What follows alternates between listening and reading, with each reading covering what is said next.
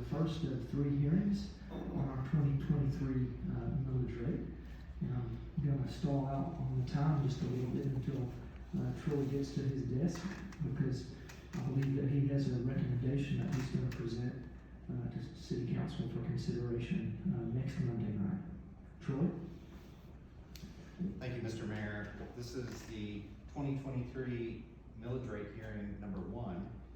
And I want to describe to you how we arrived at a recommendation, but before I do, I want to introduce the topic of the millage rate hearing to you in terms of what state law requires. State law does require local governments to advertise a tax increase whenever the previous year's millage rate would generate additional tax revenues for the city than the previous year.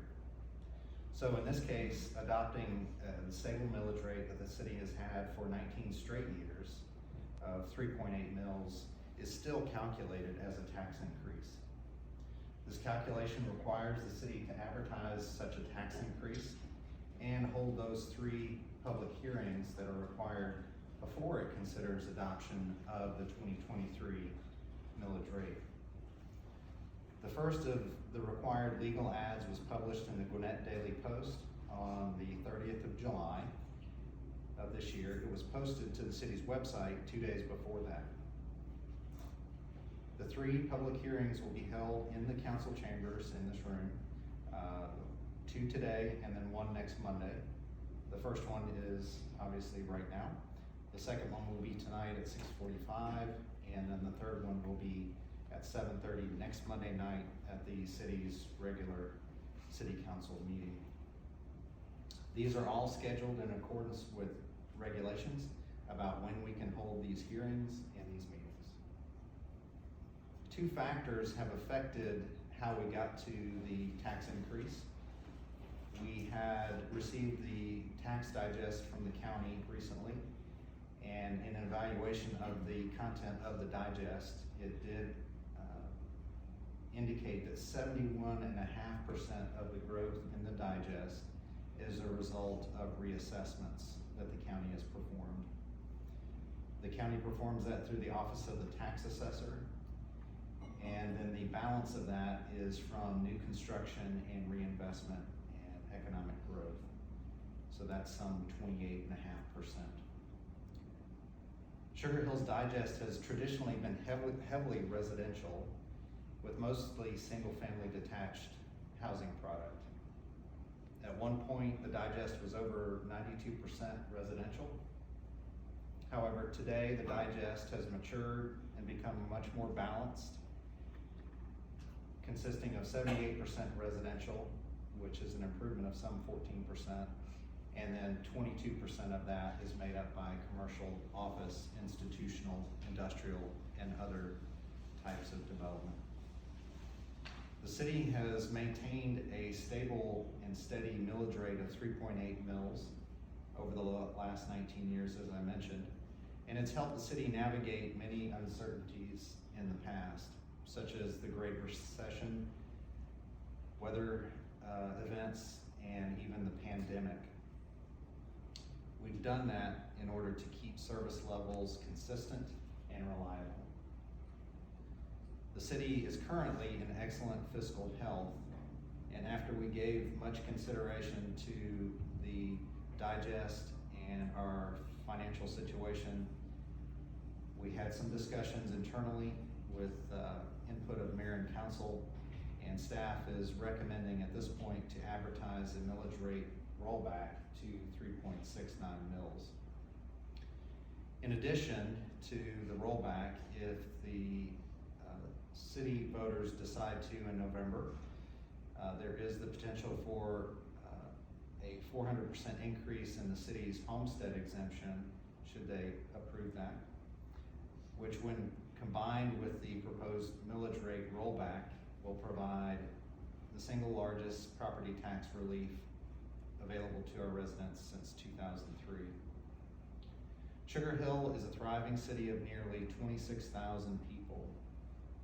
The city has significant assets and provides a wide range of services within and through these assets.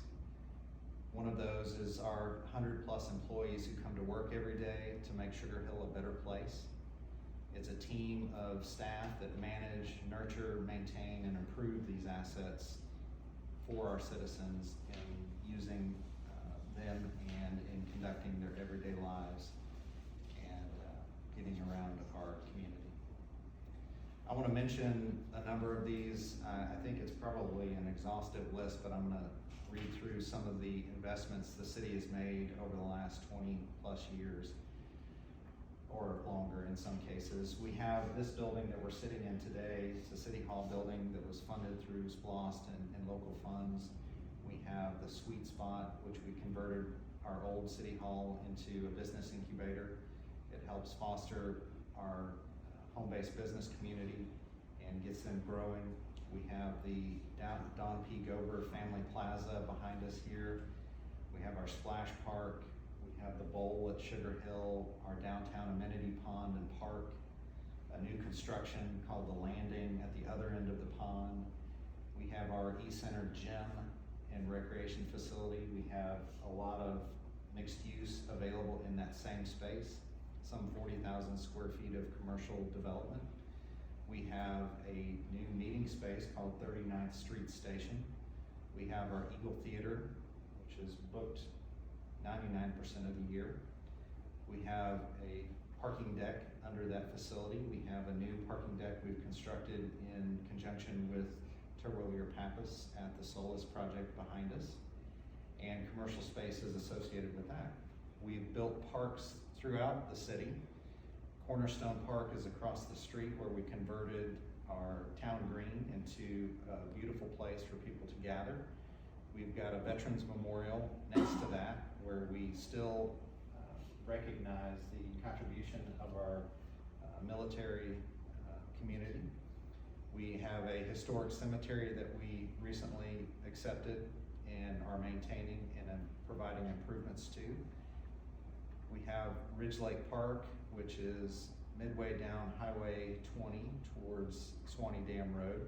We are finishing up the first phase of improvements to that park, which is a passive park and provides a place for the community to gather. We have our linear park, the Sugar Hill Greenway. We have 5 miles of that constructed. We have a new park on Level Creek Road, which we've named Gold Mine Park, serving as a trailhead for that greenway. We have the Bethany Church trailhead at the end of our first 5 miles of constructed greenway.